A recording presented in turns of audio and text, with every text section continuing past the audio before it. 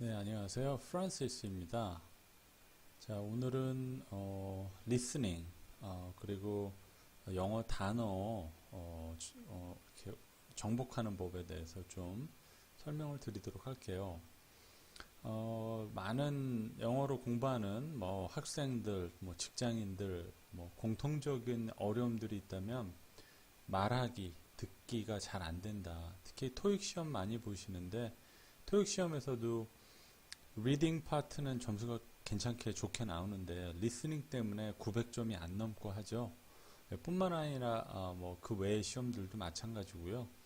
그래서 리스닝이 어떻게 하면 여러분들이 효율적으로 공부를 하고 좀 빠르게 원하는 점수를 얻을 수 있을까 한번 그 방법에 대해서 방법론에 대해서 오늘 한번 설명을 드리도록 할게요.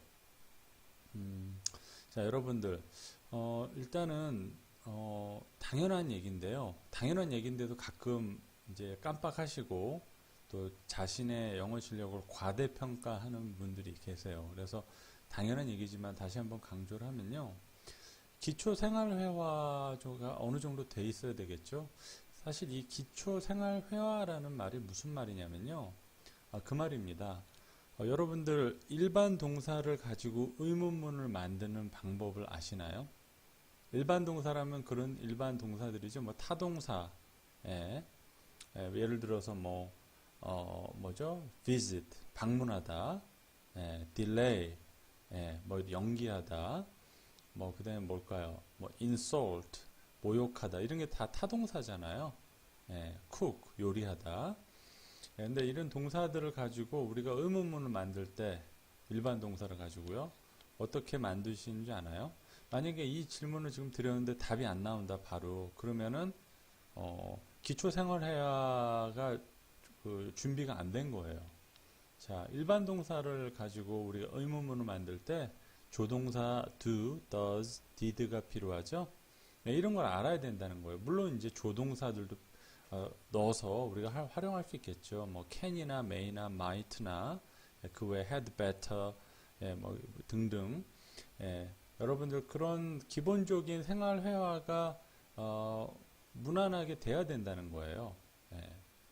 뭐 이번 주말에 뭐 하고 싶으세요? 뭐 What would you like to do this weekend? 뭐 이런 거 못한다. 잘 막 더듬더듬거리고 누가 영국인이 말을 해줬는데 이해도 못한다. 그러면 이제 기초생활회화가 안 된 거예요. 그러니까 이거는 기초생활회화도 안 됐지만 문법도 기초영문법도 완성이 안 됐고 여러 가지로 기초적인 게 완성이 안 됐다는 거죠. 그렇기 때문에 리스닝이 당연히 늘 수가 없어요. 점수가 오를 리가 없죠. 또 중요한 게 여러분들이 영어 단어를 몰라요. cook 요리하다도 모르고 그 다음에 help 도와주다란 단어도 모르고 그 다음에 뭐 teacher 선생님, student 이런 단어 모른다고 가정해보죠. 근데 학생과 선생님이 학생이나 선생님에 대한 얘기를 하고 있어요. 주제가. 어떻게 알아듣겠습니까? 못 알아듣겠죠. 리스닝 안 되겠죠, 당연히. 그래서 단어 암기가 선행이 돼야 돼요. 그냥 어마어마한 양의 단어는 아니더라도요. 뭐 기본적으로 한 5천 단어, 뭐 한 4천 단어 정도는 알고 있어야지 어느 정도 회화가 되겠죠. 사실 이거보다 더 많이 알면은 더 다양한 얘기를 할 수 있겠죠. 근데 뭐 4, 5천 단어는 아니더라도 솔직히 뭐 한 1000단어에서 한 2000단어라도 아주 기초적인 생활회화는 가능합니다. 그렇기 때문에 기초생활회화 어느 정도 준비가 완성이 돼 있어야 된다고 보고요. 또 단어도 여러분들 중학교 3학년 정도 레벨의 단어 정도는 다 완벽하게 한참 후에 생각나서 말하고 이게 아니라 그 단어를 들으면 1초도 안 걸려서 무슨 뜻인지 직감이 오는 거죠. 아는 거죠. 이 정도가 돼야 돼요. 뭐 영어 아는 단어가 뭐 한 2, 300단어고 3, 400단어고 영어 문법도 정리가 안 돼 있고 안 된다는 거예요. 자, 그래서 아주 기본적인 겁니다. 기초 생활회화, 기초 단어 암기가 선행이 돼야 돼요. 완성이 어느 정도 돼 있어야 된다는 거죠. 그리고 또 영문법, 기초 영문법 완성 필수. 자, 여러분. 자, 그럼 구체적으로 들어가서요. 자, 평소 영어 단어 암기와 독해할 때 소리 내어 읽는 습관이 중요해요. 중요한 건 또 그 안에 올바른 발음으로 읽는 것. 막 아무렇게나 엉터리 발음을 하면 의미가 없겠죠. 요새 뭐 우리가 IT 기술이 뭐 디바이스나 소프트웨어가 발전이 많이 돼서 스마트폰 뭐 다 있죠. 태블릿 PC 어플리케이션이 있잖아요, 여러분들. D로 시작하는 N으로 시작하는 포털 그 우리나라 대표하는 그 단어 앱이 있어요. 그 앱 깔면은 영식 발음도 나오고요, 미식 발음도 나옵니다. 자주 따라해 보세요. 사실 이렇게 막 손으로 깜지 쓰듯이 막 한 단어 막 20번 막 이렇게 쓰는 거는 굉장히 비효율적인 방법이에요. 해서는 안 될 방법이라는 거죠. 뭐 한 번, 뭐 한 두세 번, 세네 번 쓰는 것까지는 괜찮아요. 근데 그 이상은 별로 의미 없다. 차라리 내가 소리를 내서, 어플리케이션 누르면, 영국 발음 딱 누르면 나오죠? 따라 하는 거예요. 오히려 그거를 10번 이상 해주는 게 더 효율적이라는 겁니다. 자, 그래서 올바른 발음으로 어플리케이션, 단어 어플리케이션들 있잖아요. 인스톨 한 다음에, 그 다음에 연습을 차라리 소리 내서 큰 소리로 그대로 따라서 10번 하는 게 낫다. 그 다음, 또 일주일 평균 1시간 말하고 듣는다고 우리가 한번 가정해 보죠. 우리가 일주일 동안에 평균 한 1시간 정도 영어로 말하는 시간, 영어 듣는 시간이 일주일에 1시간이라고 한번 가정해 보죠. 이 정도하고 과연 리스닝 스킬이 향상될까요? 솔직히 쉽지 않겠죠, 여러분. 만약에 우리 어린이들이 일주일에 1시간만 말을 할 수 있다고, 듣고 말할 수 있다고 생각을 해보세요. 태어난 아이들이, 정상적인 아이들이 10살이 돼도 말을 잘하고 잘 이해하고 들을 수 있을까요? 아니에요. 우리나라 말조차도 못할 겁니다, 여러분. 당연히 제가 보기에는 이건 최소입니다. 그냥 이건 뭐 명확한 시간 몇 시간 이렇게 말하기는 참 그렇지만요. 그래도 최소 일주일에 영어를 말하고 듣는 시간이 5시간 이상은 돼야 조금씩이라도 향상되지 않을까요? 어떻게 일주일에 말하는 시간, 영어 듣기 시간이 합쳐서 1시간인데 일주일에. 일주일에 1시간이면 한 달에 4시간이에요, 여러분. 1년에 몇 시간이죠? 50시간도 안 돼요. 1년에 50시간 말하고 듣고 어떻게 영어가 늘겠습니까? 말이 안 되죠, 사실. 그래서 최소 일주일에 5시간은 돼야 되지 않을까요, 여러분? 이것도 최소예요, 최소. 제가 보기에는 더 늘려야 돼요. 한 10시간, 10몇 시간, 15시간 이렇게 많이 하면 할수록 좋은 거죠. 왜 어학연수 영국이나 이렇게 미국으로 어학연수로 갈까요? 영어를 말하는 시간을 대폭 늘릴 수가 있거든요. 어학연수로 가면 뭐 호주나 영국인이나 미국이나 뭐 캐나다 선생님들이니까 영어로 말을 해야 되잖아요. 수업 시간에. 뭐 계속 하지는 않겠지만, 그리고 뭐 친구들도 외국인들이니까 영어로 말을 할 테고요. 물론 제 경험상 영국에서 저도 대학에서 공부하기 전에 랭귀지 스쿨에서 좀 공부를 했는데 한국 친구들끼리 많이 어울려요. 그러면 영어 안 늘죠. 그 영국까지 가서 미국까지 가서 막 한국 사람들이라고만 놀면, 이렇게 어울리면 영어 안 늡니다. 그래서 여러분들 꼭 이건 기억을 해주시고요. 이 순서도 1, 2, 3번인데 이거 수정을 못했네요. 자, 세 번째로 뭐를 볼까요? 자, 기초생활 회화가 완성되었다면요, 여러분들. 그러니까 뭐 이런 거예요. 뭐 일반적으로 외국인하고 만나서 뭐 취미라던가 뭐 내 개인적인 얘기, 뭐 학교라던가 뭐 내 소개, 내가 뭐 했다, 그 내가 한 말들에 대한 그 상대방을 듣는 사람한테 동일한, 당신은 뭐 어디서 사냐, 뭘 공부했냐, 뭐 기타 등등 내가 말한 거에 대한 질문 정도.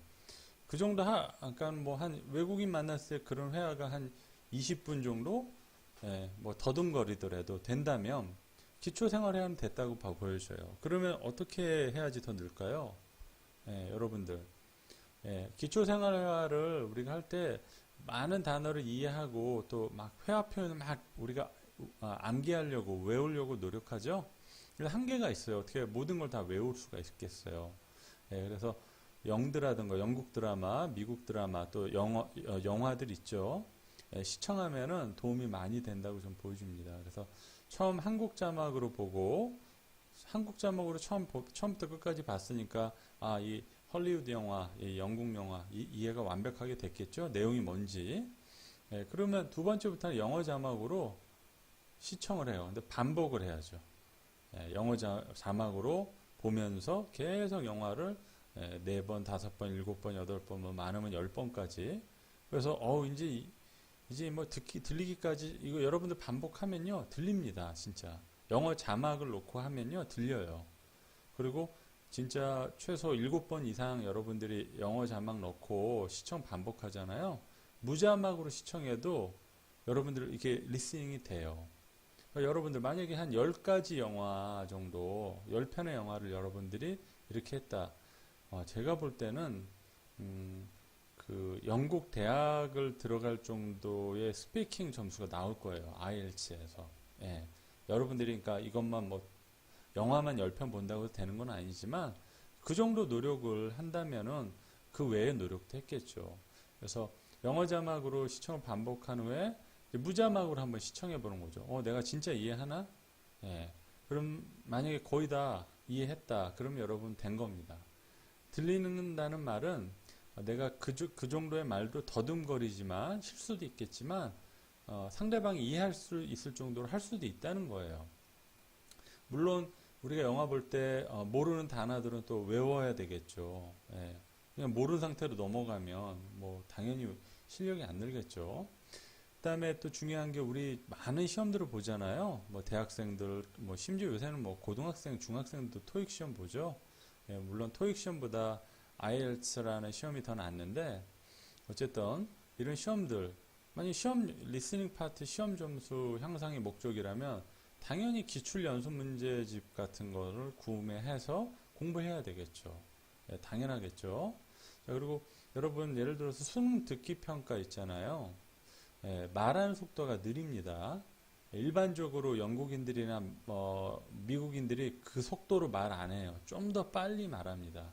그래서 수능 듣기 평가 뭐 좀 이제 뭐 기초 실력이 완성이 안 된 분들은 학생들은 어렵겠죠. 이거 빠른데 이게 무슨 소리야? 수능 듣기 평가도 엄청 빠르게 느껴지는데 나한테?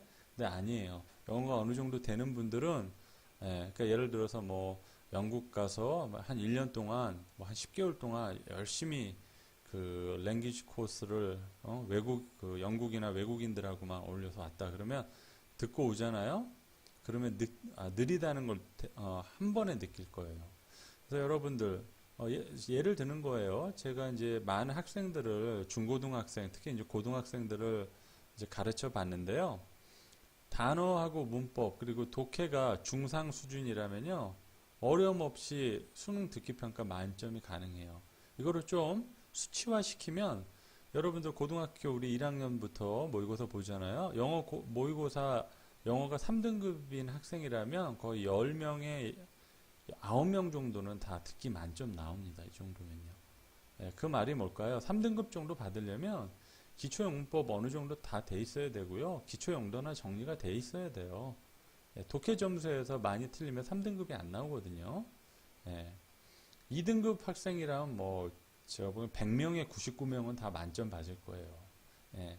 이 정도 참고해서 만약에 모의고사가 5등급 나와요.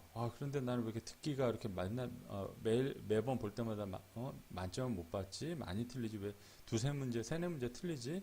여러분들 기초영문법이 완성이 안 된 거고요. 기초영단어가 암기가 안 된 거예요. 그리고 독해 능력도 중하 수준이고요. 그렇기 때문에 당연히 듣기도 안 되죠. 글로도 글로도 보고도 이해가 안 되는데 독해가 안 되는데 안 보고 듣는데 그게 들릴 수가 없겠죠. 자, 여러분들 이런 거 고등학교 학생들이라면 이거를 좀 참고해 주세요. 그래서 자연스럽게 3등급 정도 영어가 나온다 하면요. 거의 듣기는 만점 받을 확률이 아주 높아요. 2등급이면 뭐 당연하고요. 자, 그 다음 IELTS 시험 경우 이 IELTS 시험을 많이 아실 거예요. 이제 영국에서 주관하는 시험인데 그 영역이 4가지입니다. 시험 테스트가 다 따로따로 봐요. 그래서 speaking, listening, reading 뭐가 있죠? writing이 있죠. 글쓰기. 그래서 우리나라 학생들이 가장 어려워하는 부분이 이 writing, 쓰기하고 speaking, 말하기예요. 이 두 군데에서 가장 점수가 안 올라요. 예, 그래서 영국 대학을 목표로 하는 학생들, 뭐 뉴질랜드나 호주나 IELTS 시험 많이 볼 텐데 리스닝 점수도 사실 안 나오는 학생들도 좀 꽤 돼요. 라이팅이나 스피킹보다는 낫지만 리스닝도 어려움을 갖는 학생이 많습니다. 예, 그리고 보통 대학들이, 영국 대학들이 IELTS 점수 에버리지 한 6.5 요구하죠. 그 다음에 미니멈 리ኳ어먼트 스피킹하고 라이팅에서 5.5 정도 요구하죠. 그렇기 때문에 어느 한 파트 영역에서 5.5 이하가 나오면 합격이 불가능해요. 대학 합격이. 예를 들어서 내가 IELTS 4과목 시험 봤는데 듣기, 말하기, 쓰기, 독해 다 봤는데 7.0이 나왔어요. 그럼 평균 7.0 나왔으니까 6.5 넘었으니까 되잖아요. 그런데 리딩에서 8점이 나왔고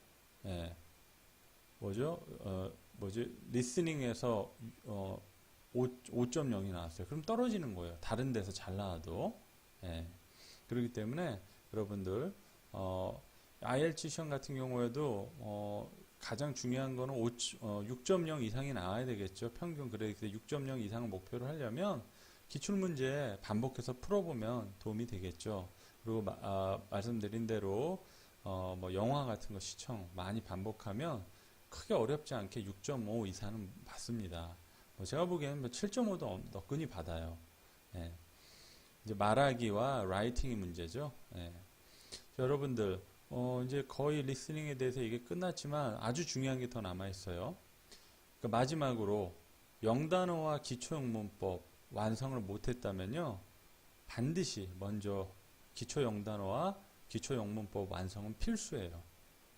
독해가 안 되는데, 문장을 보고도 문법이 정리가 안 되고 단어가 몰라서 독해가 안 되는데 어떻게 보지 않고 듣는데 그게 이해가 될까요? 보고도 이해가 안 가는데 당연하겠죠. 여러분들 그래서 중학교 3학년 그 마치는 학생의 공부 잘하는 학생의 단어 그 다음에 문법 수준은 돼야 돼요. 그러면 여러분들 리스닝 공부를 어느 정도 몇 개월 하다 보면 실력이 향상이 빠르게 됩니다. 근데 이런 게 완성이 안 돼 놓고 나는 왜 안 될까?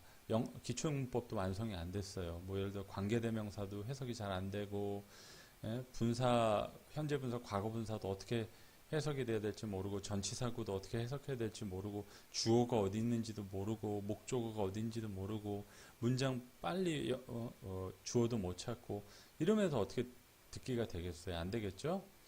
자, 또 이런 게 되더라도 여러분들 좀 어려운 부분이 있어요. 그게 뭐냐? 듣기가 더 안 되는 부분이 자, 이 연음되는 부분이에요. 연음이라는 건 뭐냐? 단어와 단어가 우리가 회화를 말을 할 때 단어와 단어가 이렇게 쭉 연결해서 말이 이어지잖아요. 그래서 behind는 뭐뭐 뒤에라는 뜻이죠. them은 대명사 목적격, they의 them이죠. 근데 behind them, 발음이 나요. 막 이렇게 발음이. 이건 연음이 아니지만 이것도 어떻게 보면 연음이라고 봐야 되겠네요. 그 외에도 연음되는 파트가 되게 많죠. 그 다음에 뭐 이런 거요. What are you interested in? 자, interested in 이렇게 발음 안 해요. 영국인들이. interested in, in 이렇게 발음이 되는 거죠. interested, interested, 발음이 났죠? 그리고 in이 와요. 마지막에. 그러니까 디귿 발음과 인 발음이 만나서 딘 발음이 나요. 그래서 what are you interested in? 하면은 이게 뭐야? interested in이라는 단어가 있었나? 이런 생각까지도 할 수 있다는 거예요. 그래서 연음 같은 거 굉장히 중요하죠. 근데 선생님이 인강을 벌써 25개 이상 올렸죠. 연음되는 거 상당히 인강에서 많이 설명을 했어요. 인강에서 그냥 넘어가지 말고 귀 기울여서 듣고 그거를 따라서 한번 말을 해보려고 해보세요. 앞으로 이제 인강을 올릴 때 연음 부분을 좀 더 선생님이 좀 신경 써서 더 자세히 설명해 주고 할게요. 자, 그럼 오늘 여기까지 하고요. 다음 시간에 또 이어서 하겠습니다.